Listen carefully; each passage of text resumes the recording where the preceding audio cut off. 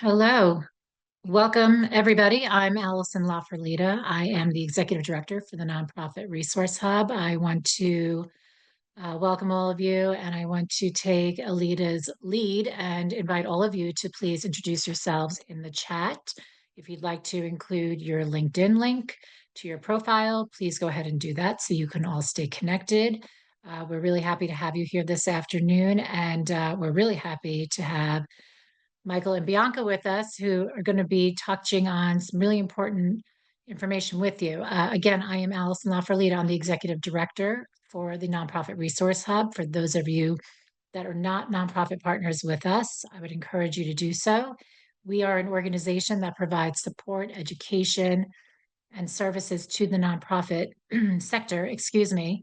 Not only would you have the opportunity to enjoy amazing workshops like this, but we provide tremendous resources to the sector. It is free for a nonprofit to join. So if you are not yet a nonprofit partner with us, I would encourage you to do so.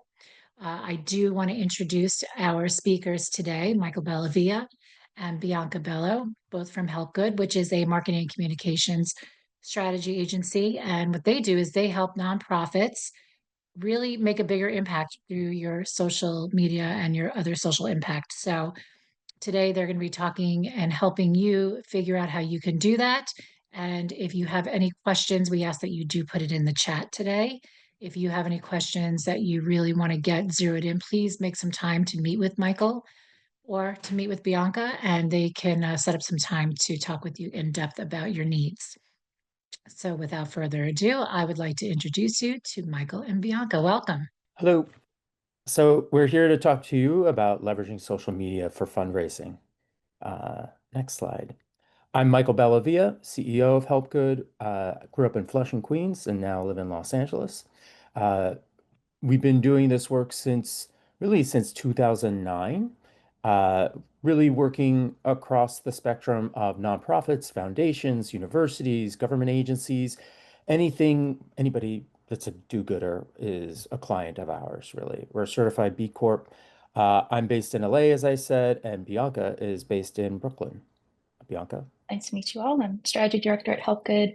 I spent about a decade in the social media world and about half of my career with Help Good, um, helping nonprofits use social media for good.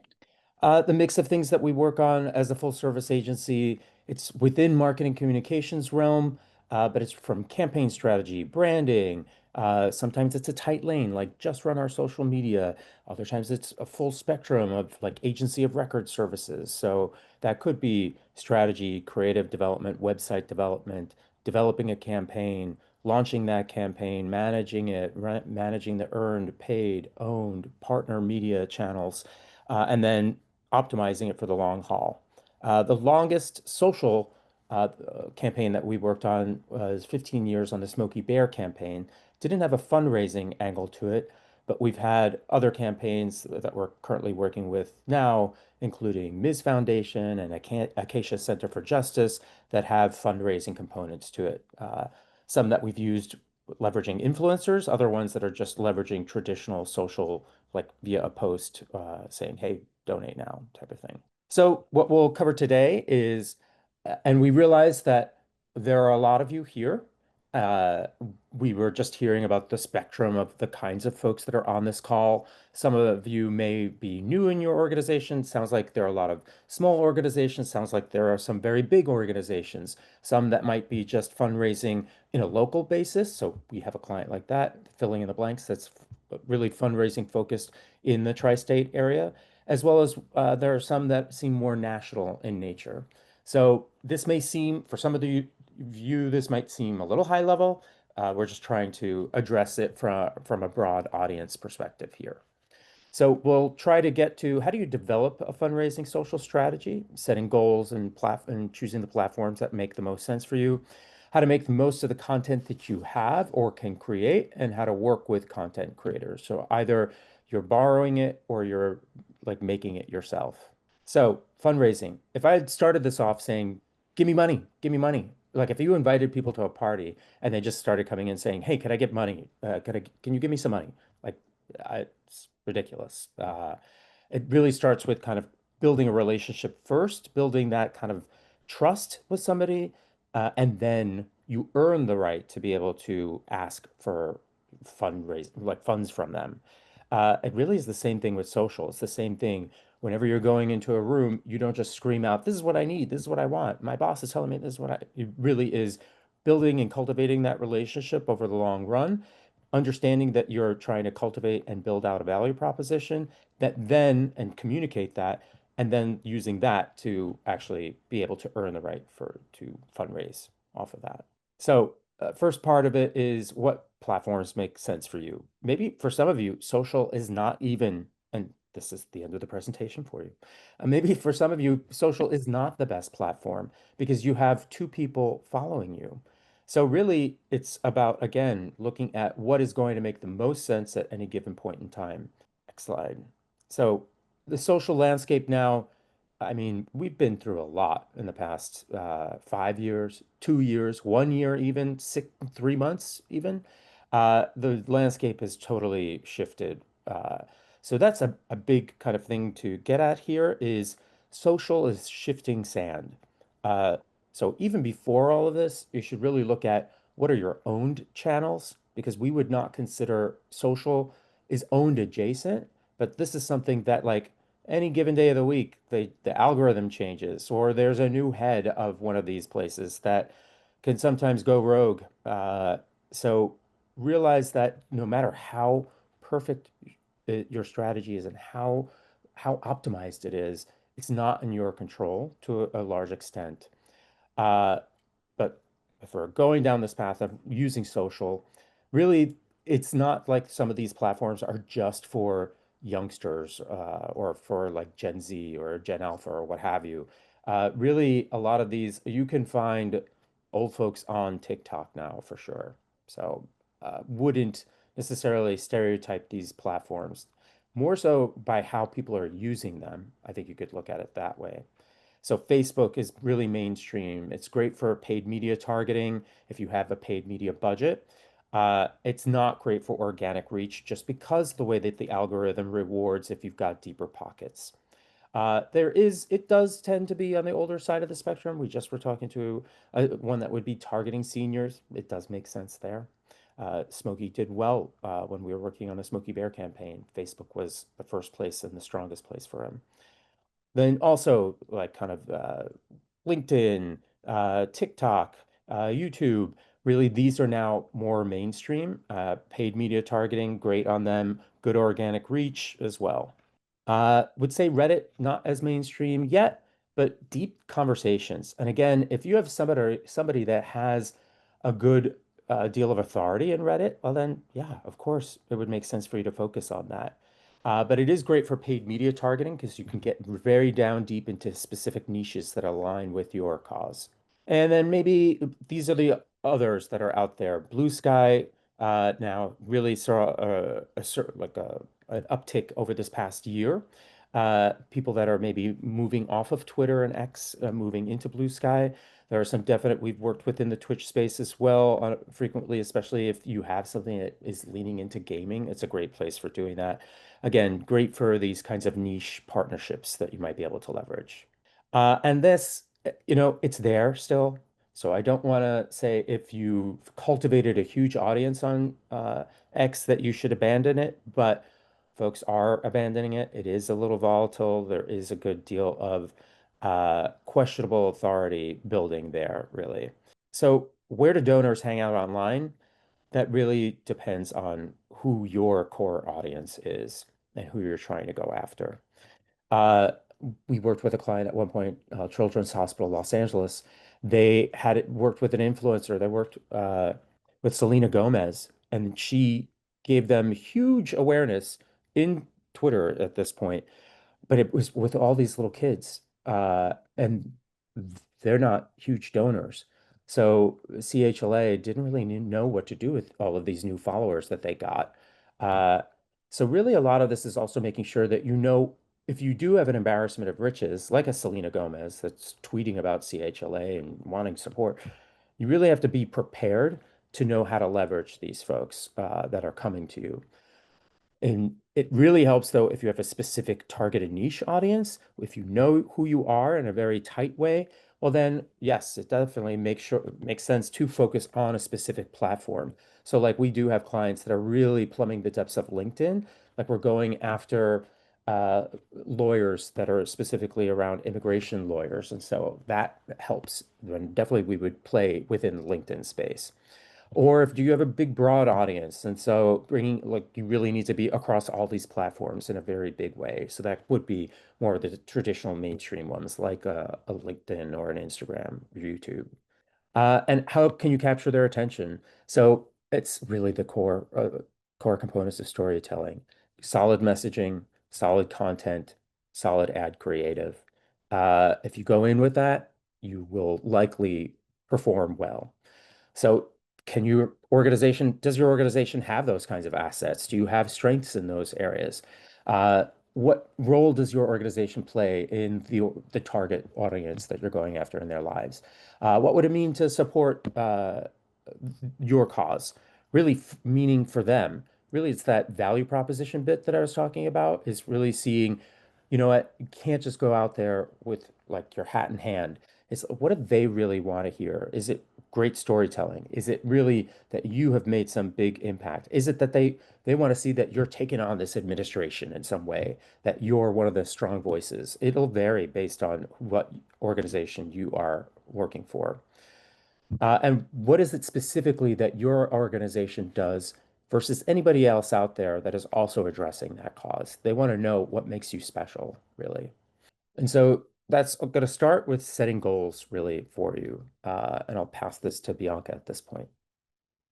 Thank you. So going into your social strategy, it's helpful to track the right metrics to see if what you're doing is actually paying off. And that really depends on where your donors are in their journey to eventually giving. So like Michael was saying, you can't expect like to post a single Instagram post and every post is going to convert to X amount of donations. You really need to look at like, how are we building relationships? How are we getting in front of new people? So starting at the top, if you want to reach new donors, you really want to focus on awareness media. So content that says, here we are, this is what we're all about, why we're uniquely positioned to tackle this issue. If you have paid media dollars, you'll want to look into interest targeting, demographic targeting, and lookalike targeting. So taking your existing audience and finding folks online that have similar behaviors to them. And your main metrics or KPI that you're going to track would be impressions. So very upper funnel metrics, as they call them. And for organic content, you'll want to look into doing partnerships with creators to expand your reach and have consistent, very timely content. If there is a wave of news related to your organization, you want to ride that wave and show how your work intersects with a conversation that's already happening. When it comes to re-engaging folks who are already interested, you really want to focus on content that engages. So providing helpful resources, asking a question, getting audience feedback, thinking about like, what is the kind of content that people, they'll watch a video and let it loop 12 times because they're in the comment section hanging out and talking to other people.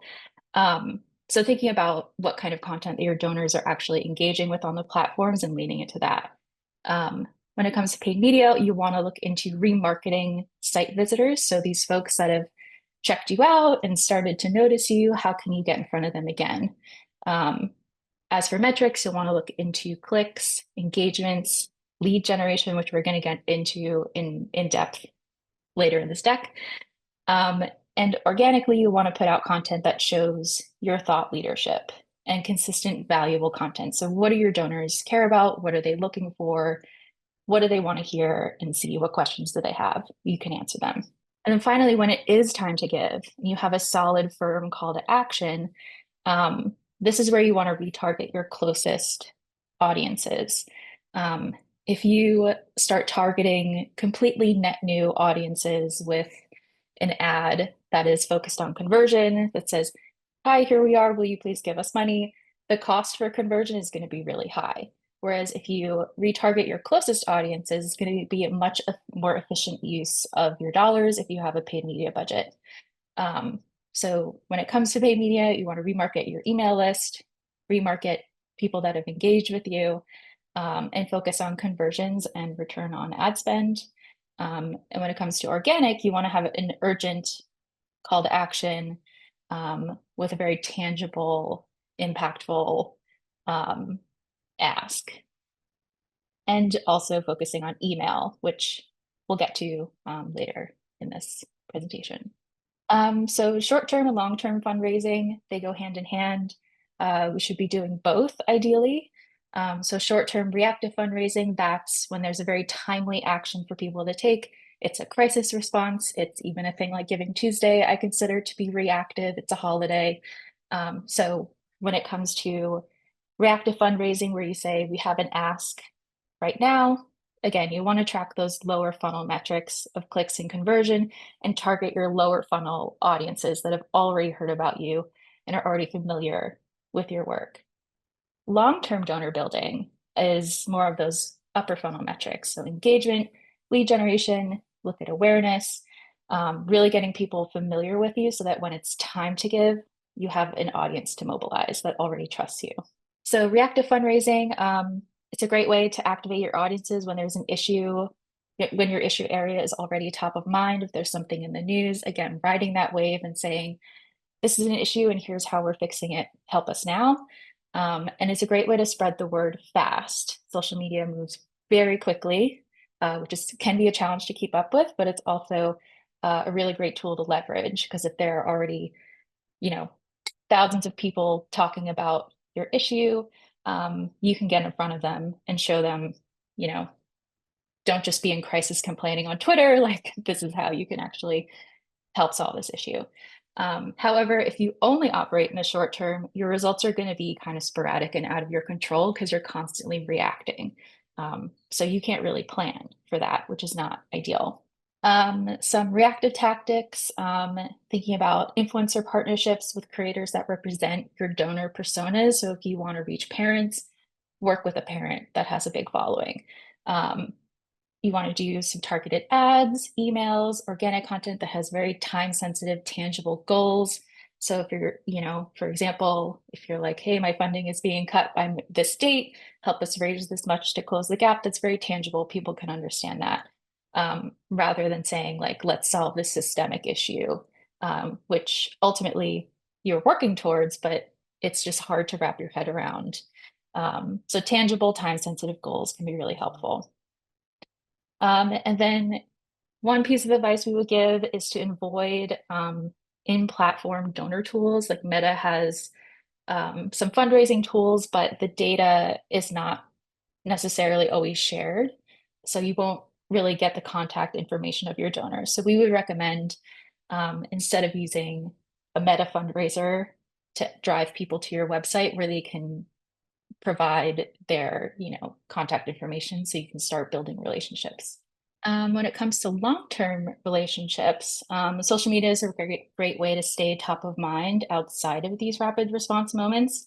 So you can become this trusted source of information in this sea of misinformation and uncertainty. There's so much going on in social media. You're just a torrent of information. So if your organization can become a resource, that's going to be really valuable for you.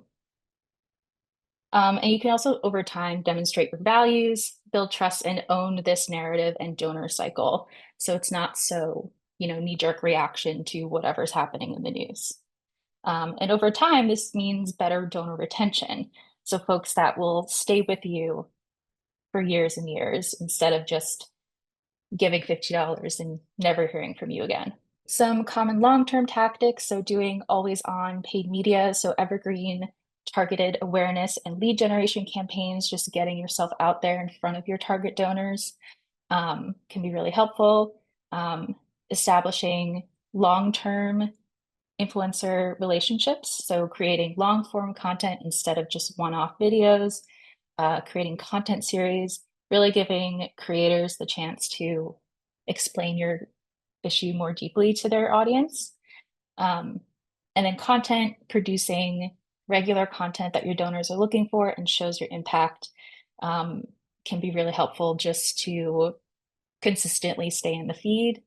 And then also alliances with other organizations.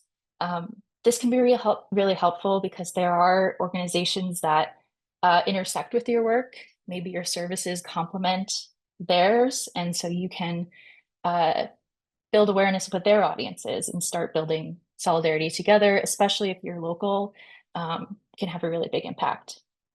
This next section this is like the one thing that I hope you walk away from this presentation with, is that email audience growth and not follower growth should really be your end game for social media. Like Michael was saying earlier, the algorithms are very much out of your control. And email is a much more controlled environment. So, when you look at a platform like Meta, the content types that are being prioritized are always changing. Meta has, been in competition with TikTok, so they're pivoting to video. So keeping up with that algorithm is really hard. And you're essentially renting space in someone else's domain. You're kind of at the whims of whatever Mark Zuckerberg feels like doing, which is tough. And the ability to reach the followers that you've gotten can be diminished over time. So if you log on to Instagram, just scroll through your feed and recognize like what content is from people that you follow and then what content is suggested to you. And the majority of the content is suggested to you based on the type of content you've engaged with before. So, building a following is just not as impactful as it used to be. So you really want to get folks off of social media and into your email list, where the biggest limiting factor in reaching your audience on your email list is the quality and frequency of your content, which is something that you can control and something that you can test. Second reason why you should focus on email growth is that you just have more attention span and better chance of conversion over email. On social media, you have seconds to grab someone's attention and stop them from scrolling. And the environment of social media lacks context. If you are scrolling past like really devastating news, your friend that went to a Beyonce concert, funny memes, brands that are trying to sell you stuff. It's just a lot of different information coming at you all at once, which is really hard for people to process. Email, however, repairs context and attention. It's more one-to-one communication, and your subscribers have the choice to view content at their own pace. People just by design open one email at a time. And we have noticed that across clients, email is the number one place where donors tend to convert. This is the last touch where, maybe they've heard from you on social media, they've gone to your site, they've gone through this journey, but the last touch where they actually give comes from email. And lastly, email is first-party data. So first-party data is data that you own. It's data that is your donor's first, last name, email address, maybe their home address, which can be used to create custom audience lists for remarketing campaigns and lookalike audiences, which might sound a little bit creepy, but you can essentially take your email list and say like, I have this donor, Michael Bellavia. He has these behaviors on social media. I want to find more people like Michael who support my organization. What interests does he have? What content does he engage with? I want to find more folks that exhibit his behaviors online and target folks like him across the country. So it's a great way to scale your donor list to reach new folks that are similar to those that already support you. And the bigger the data pool, the better. And ad budget. So allocating ad budget, even if it's, a couple $100 or $2,500 a month, it can help expand your reach beyond what organic algorithms allow in a very big way. So this allows you to deliver your message to a much broader audience while still being targeted. So you based on your interests, your online activity, engagement with your organization, you can find people that are similar to your supporters that don't already follow you organically. So, you might have thousands of followers, and these social platforms have millions of users. You can find other fish in the sea that look just like your supporters. Next section here is about making the most of your content. Keeping up with all of these algorithms is a lot of work, but there are ways to make it a little bit easier. So for example, we like to recommend atomizing your content. So if you have one piece of long form content, like a blog that takes, 8 to 10 hours to produce, it has 2 to 3 rounds of internal feedback. Blood, sweat, and tears have gone into this thing. It's great. It makes an impact. But if you just post it once on social media, it's gone in seconds. What we recommend is turning that blog content into many different pieces of content. So creating a static post, so like just a single graphic or a carousel post, creating a video post. Maybe someone on staff is taking this blog content and discussing what it means. Just doing a simple face to camera, like a FaceTime with a friend, can be really effective. And then email, sharing the content with your email list. Encourage your supporters to forward it to a friend. Get this content in front of people that are already close to you and already want to hear from you. And then finally, reposting it when it's timely.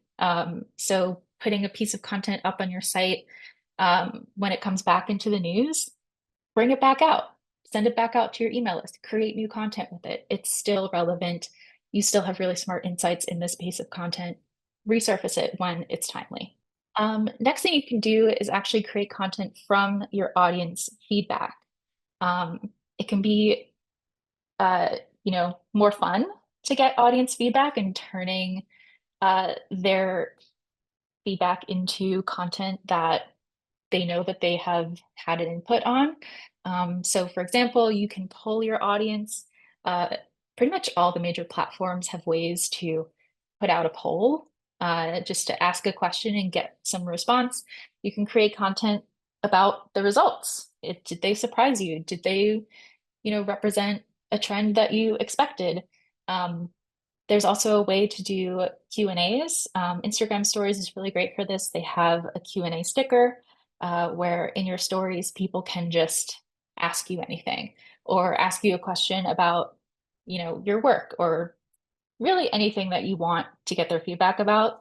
The Instagram story sticker is a really great way to do that. And you can create content that answers those questions. So you can create, maybe you create a video or a couple different static posts that say these are our most frequently asked questions and, get into it. And also responding to comments. You can create content in response to comments or DMs that you receive. You can anonymize the usernames and uplift positivity or negativity. If there's, misinformation or things that you want to address, you can actually, turn that into a teachable moment. And finally, working with influencers. This is maybe one of the most intimidating things that we come across. We find that nonprofits can feel a little bit like unsure of even how to proceed or even what the value of influencers could be. So just starting from the top here, influencers and content creators, they're really like the backbone of social platforms these days. Most of your suggested content out there is from creators. If you look through your feeds, your average person just isn't posting like they used to. You're not going to post like random updates from your life. Most of the content on the platforms right now is driven by creators. And these creators have done a lot of work to build trust with their audiences. So it will be easier to motivate their followers to take action because they've already done a lot of the legwork, like we talked about previously, of going down the funnel. They've already done a lot of the legwork of building trust. This is why brands love to work with them to sell products because it's like, okay, I trust you to recommend this product, so I'm going to go buy it. So we can take a hint from the for-profit sector and say, okay, let's tap into that trust too. And influencers operate in niches. So this can be another great way to reach your donors, just by working with influencers that represent who your donors are. This helps with the targeting for your specific message. And they're also really great at creativity. So they might have new impactful ways to present your message that you might not have thought of. So when you're working with influencers, you really want to give them creative freedom to do what they do best and create content that's in their style that their followers expect from them. And over the years, we've come up with a pretty seamless process to work with influencers. And it all starts with aligning internally on the types of influencers you want to reach out to. So if you want to work with one person, come up with a list of like 20, because not everyone's going to get back to you. Some people might be out of budget or unavailable. So having backups is a really great way to just ensure that you want to do something with creators, you have ample room to find someone that's a good match. And then creating an outreach toolkit internally can be really helpful just to align on what is that first DM or email that you're going to send to someone. How are you going to sound? What are you going to ask them? Really just aligning internally on what that first touch is going to be, because that first touch can really determine whether or not they reply back. Third step we like to do is create an influencer brief. So this is an external document that we would share with an influencer outlining our ask, background info about the campaign, our budget, any assets or anything they need as background, just to give them a good resource when they start creating content. And then we move on to contracting and content approvals. We usually do 1 to 2 rounds of edits before content is posted and boosted. And you definitely want to interact with the content once it goes live. You want to comment, you want to reshare.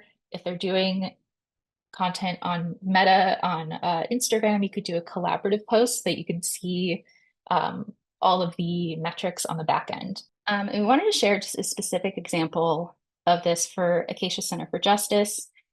We were working on a campaign to recruit lawyers to work in the unaccompanied children program. So the Unaccompanied Children Program is a program that provides free legal support for kids facing immigration court, so they don't have to go through the complex immigration system alone. You might have seen in the news, there are, toddlers on the stand that have to defend themselves, which is absolutely ridiculous. So the Unaccompanied Children Program matches kids with lawyers so they have representation and a real chance at justice. So what we did is we had a long-term influencer ambassador relationship with a content creator called Reb Maisel. She herself is an attorney. She has over 1 million followers across TikTok and Instagram. And her content is very sassy, very funny. She kind of rose to fame by reading iconic court transcripts. So she would just read transcripts from court, and things that were like kind of funny, she would just read them out loud. So what we did with her, knowing that she had an audience that cared about hearing court transcripts, she probably had a lot of lawyers in her audience. We worked with her to create a piece of long form content and several other videos that really lifted up the impact of the Unaccompanied Children Program and what it was like to work in this field. Because again, this is a recruitment campaign. We wanted lawyers to understand what this was about and be interested in a career. So we had 2 of our clients who are from Acacia. They got on a podcast with her and really got in depth for about an hour discussing this program and what it's like to work in the Unaccompanied Children Program, which we then used to repurpose in other clips So we cut it down to small vertical videos, use those in ads and content throughout the year. So that relationship really built a lot of trust with her audience that was already interested in what Acacia does, and really did a good job at educating her audience, because it is kind of a complex topic. So creating a piece of long form content was really helpful to explain the intricacies and complexities. And then this year, we did more short-term reactive content. So when funding was going to get cut for this program, we worked with Reb on a piece of quick turn content that we turned it around, I think, in 48 hours. Um, and she mobilized her audience to say, like, funding is getting cut, we need your help, send a letter to Congress. Um, and during that time, they saw a huge bump in site traffic.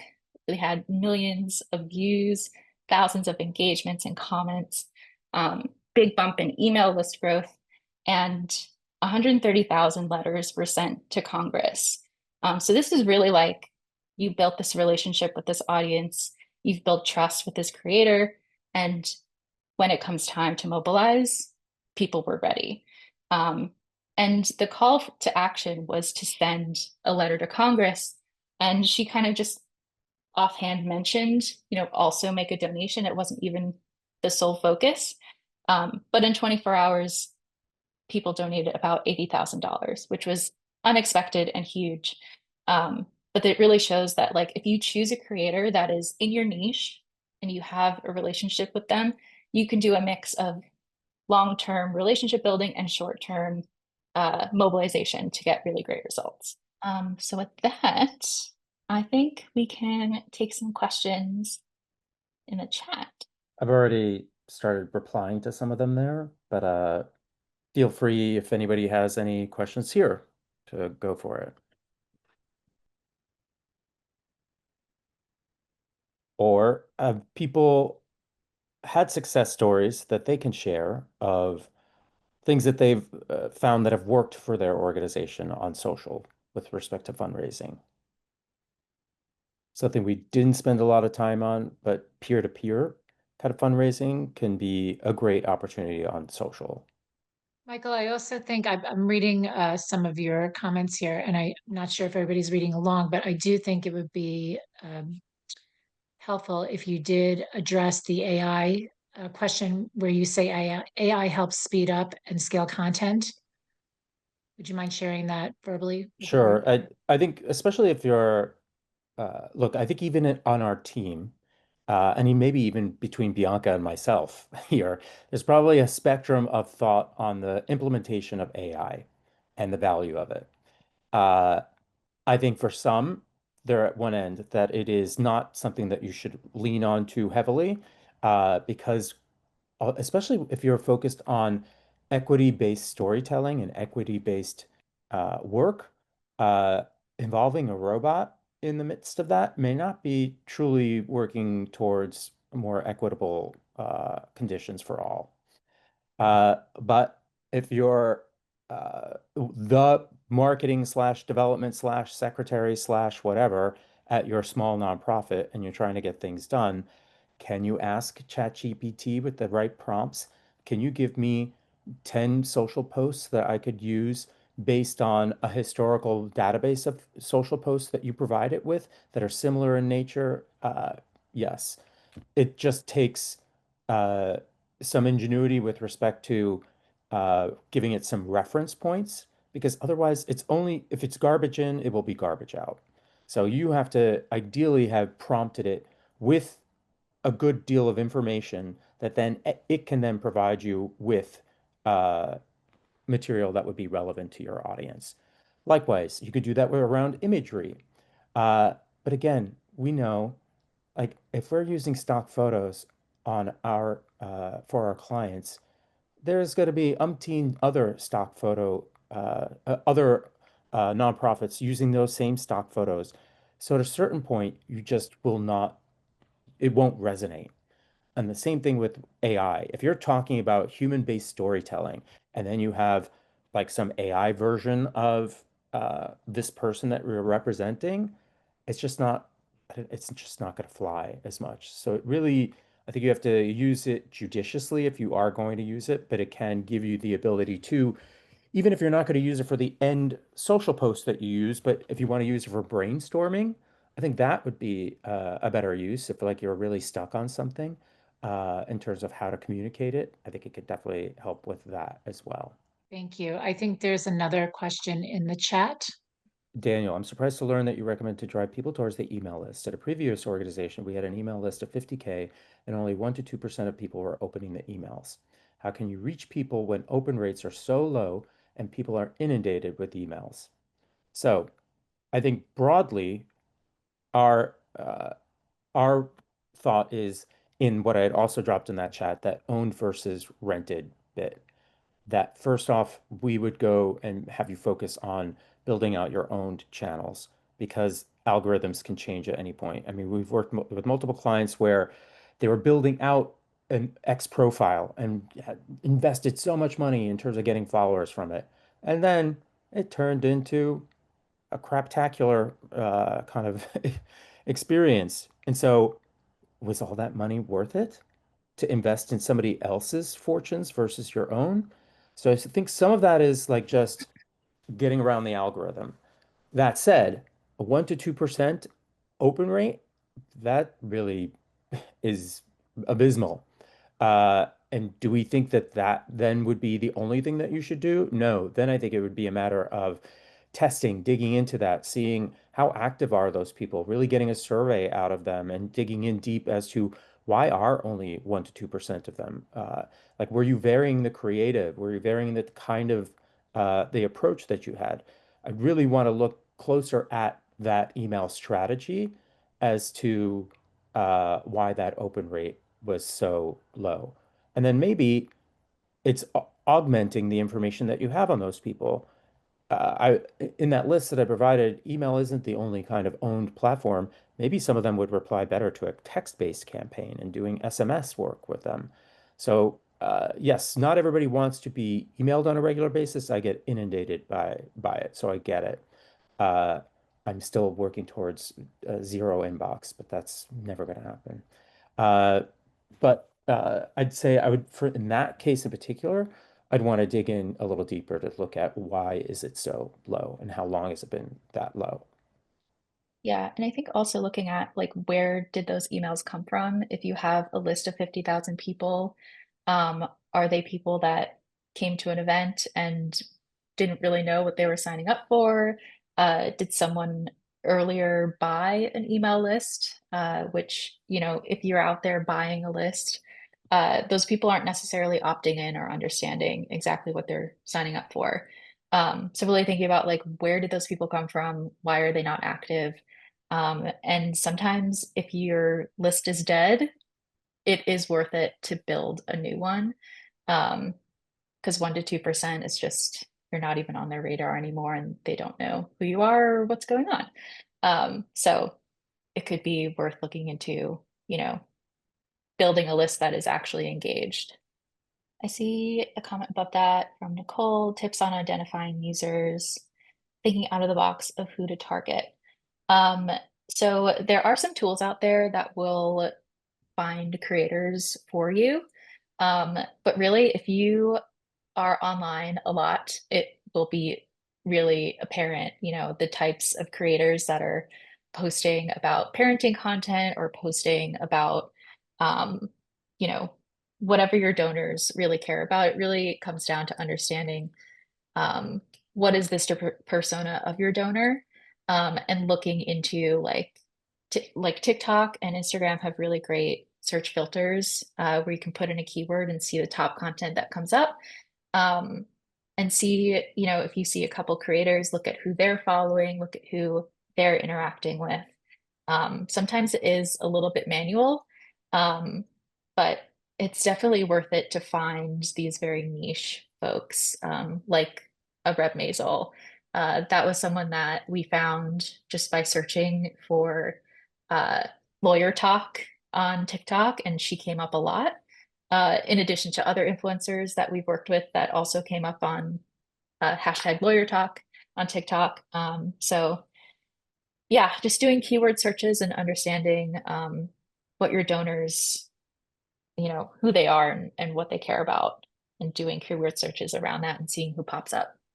Okay, I have a question if you guys don't mind. So, what I am finding, because I work with a lot of different nonprofit organizations, is, and I'm going to go back to the AI just for a moment because I know we're going to get questions about it. Um, I think, Michael, to your point, yes, you can only involve a robot so much, but I think when you're working with a donation, excuse me, a nonprofit organization that is smaller and there may be 1 to 2 people running the whole show, they rely on that to just help them produce their messaging pretty quickly. Are there any prompts that if they wanted to do a social media post that they should be using with AI that would help them, for a smaller organization or maybe one that's just starting out, help them get that messaging out where it still does have that emotional component behind it, but is a helpful tool to that small staff in getting the messaging out with their fundraising? Um, I don't know. I'm a bit biased here. So I am an appreciator of AI, I would say, and what it can do. But I do understand that it has long-term impacts from water to whatever. That said, if you're going to experiment with it, I'm not that big. Like, I know there was all this to do that like how you're forming your prompts and there's a whole new world of prompt engineers that are going to be out there. I don't think that's as much of a I think even in the past like couple of years it's really it's insane how much of it's advanced. If anything, I think you could take the same prompt and put it into different GPTs out there and you may get different responses. And then you could have them even respond to each other to perfect the response. Again, is it going to be as human as you want it to be? No, they're robots. But you can work them off of each other and you will get different responses. Like if you're using ChatGPT versus Perplexity versus some of these even different models that are out there as well. They just, it will be, it's just different because they approach it differently. In the ideal world of things, you've already built a base of content that you've generated yourself that you know is performed, and then you're using that as your as your LLM that you're then going to build off of any new content from, really. So that it's like we're not working on the Smoky campaign anymore, but if we were going to do something like that, we had 15 years worth of content that we had generated for that campaign that was all generated by humans before these robot overlords existed. If we were to ask those robots now to generate posts based off of that 15 years of content that we had created, I think it would probably be some of it would be passable, serviceable, at least from a starting point, I'd say. Thank you. So I know that we have quite a spectrum of organizations that are participating today. So with a larger organization that wants to engage with services like yours, what do you think is a good start for them? Let's say they do have some staff that's internal that can help produce this, but how can they work in concert with an agency like yours to really get the greatest impact from their social media? Bianca, if you want to take that, I have thoughts on it too. You go ahead first. So, I'd say the biggest thing is really best understanding what are your goals from it. And so starting to document that out and working on it in partnership with an agency or this consultant or whomever you're going to turn to. Uh, because we've had different things at different points where it's like, the goal wasn't really stated clearly enough at the outset. And then they're like, well, how come I don't have more followers? Or how come nobody's talking on this when we asked a question? So really, it starts with those base level components of understanding what your goals and objectives are, and making sure everybody's aligned around that. Because to optimize for followers is a very different exercise than to optimize for engagement on social media. And then I think you need to be very honest with yourself. Like in some places, people would scoff at like going on TikTok. Uh, And in other places, it makes sense. Maybe there's somebody on your board that is a TikTok influencer or has a kid that's a TikTok influencer. Then sure, go for it. But if you're a two-person place, look, our agency started, this actually grew out of an entertainment production company that I was running at the time. We were working with all the entertainment studios.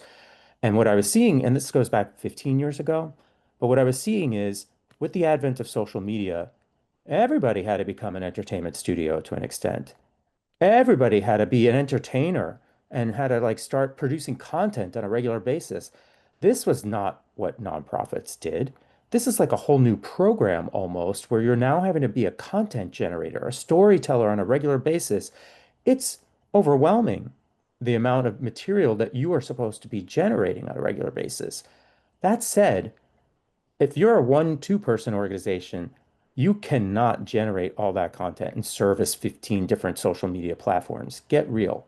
Like, look at and choose what are the ones that you can conquer, and even conquering is going to look different for your one or two-person organization versus some organizations where they may have multiple people, one person that's only managing Facebook and like all the organic posts, and then another person who's managing all the paid media. So you really have to be very honest about what are the assets that you have and the resources that you have? Is it volunteer? Is it pro bono work? Because that's only going to take you so far versus if you're actually able to make investments or make investments in paid, because a lot of these social platforms rely on paid media now too. So I think if you're going to reach out to a consultant, align on goals, objectives, be very clear and transparent around that, as well as what are the resources that you have and what are the ones that you're going to need to lean on that agency partner for more so. And That's, if you you, also brought up a really interesting point that it is incredibly overwhelming, especially for people that did not get into the nonprofit world to be social media content creators. It's like, it's just, it is incredibly overwhelming. Bianca, do you have any recommendations for where our nonprofits can really put their time and investment? And if they're working with an agency like yours, I know you may all have different opinions, but what do you think is kind of like the gold standard when where they should be investing their time and effort into in terms of platforms? I would say that, again, it depends on where your audience is hanging out online. Um, if it's a very, if you're an organization that saves a very specific species of turtle, I promise you there's a Reddit subreddit dedicated to that with folks that are really passionate about that. But if you're reaching a more general audience, going to the mainstream platforms is the way to go. And really testing out different tactics. So, organic content is a lot of effort for unpredictable reward. So if you have budget to put behind boosting content or creating ads, that will have a bigger impact for you than spending however many hours refining chat GPT prompts, trying to produce, 30 posts a month. Like, you will have better results if you save some of that time and get a little bit of budget behind a really strong, authentic piece of content that you can boost and target to people that represent your donors. Um, that'll just get you a bigger reach than churning out content for every single platform if you are really a small team with reduced capacity. So that would be my hot take recommendation is, if you have a little bit of budget, create content, boost it, and get people to your email list where it's free and easy to message them. Thank you. We do have somebody's hand raised, so I do want to be able to give her the floor. Yasi, you have a question? Yes, about fundraising on social media, especially because of the algorithm that you mentioned as well. I have a challenge that when you do that, then algorithm start showing people the same request from other organizations that actually could be our rival organization, and then make it easy. People got sick of that. Okay, I donate money to someone, and now I receive million of messages and ads to donate money to the lookalike organization. So, do you have any suggestion for that challenge? I think it's something that you just have to realize is part of. There are lots of fish in the sea, whether you're looking at it from a relationship standpoint or from there are nonprofits have competitors. Even if you feel like if you're specifying on these like a very specific turtle species and it's such a niche of a niche of a niche, you're going to have competitors regardless. And that competitor could just be a do nothing scenario. You're always competing against mind share time for somebody, of whatever else thing they can do. That just puts the onus back on you to deepen the relationship as much as possible. Really understand the value proposition that you have with your followers. Why are they following you versus somebody else? Why did they come to you to begin with? How can you make that relationship even more engaged, deeper than anybody else could offer them? Because somebody else could be walking down the street, like, look, I shop at Old Navy and I shop at Costco. And I don't care if I see somebody walking down the street in the latest from whatever, Fendi or Dolce and Gabbana. I'm just not even going to look at it. That's me being honest with you. I just won't even look at that stuff, even if it's, oh, wow, look how fancy it is. Just doesn't resonate with me. I think for some of those people, that's just a me, very micro example. But it has to get to a place where you can just be like, It doesn't matter that there are these other competitors out there because I'm telling stories and I'm making the impact and I'm giving them something in this value proposition that none of these others can do. And if you aren't doing that, then I'd really look at how can I convey my impact in a stronger, more compelling way through the content, through the stories, through the advocates that I could have. And if you can't do it, then I'd say find some influencers or some other ambassadors who could do a much better job of it for you than you could do on your own. Yeah, I think really establishing your organization's niche is important. For example, like we worked with a nonprofit called Filling in the Blanks. They address childhood hunger in the tri-state area, and they considered Feeding America. They're like, people are always giving to Feeding America. They need to give to us. So we created a campaign that was all about local impact and very specific, like focusing on who they are and why it's more impactful to give local than nationally. So just making it very specific to who they are. um, and when you think about it that way, like there are folks, donors that really care about supporting local, just like people shop local. So you're not necessarily competing with Feeding America, with folks that want to support a smaller niche nonprofit. So finding who you are and establishing that is really the key. Easier said than done. Well, yes, thank you. And we're at 1 o'clock, so I'm sorry that we have to jump off at that point. But like Michael said, there are plenty of fish in the sea, and it is finding your fish, I guess, right?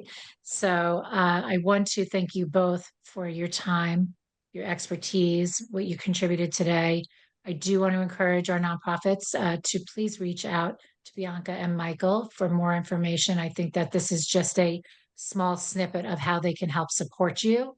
And I think you both put your information in the contact. If not, you are always welcome to call the hub and we will connect you with them. But thank you both again. And thank you everybody for joining us. And I hope you all walk away with some key takeaways and give us a call if you have any questions. Thank you and have a great day. Thank you, Thank everyone. you. Bye now. Thanks, guys.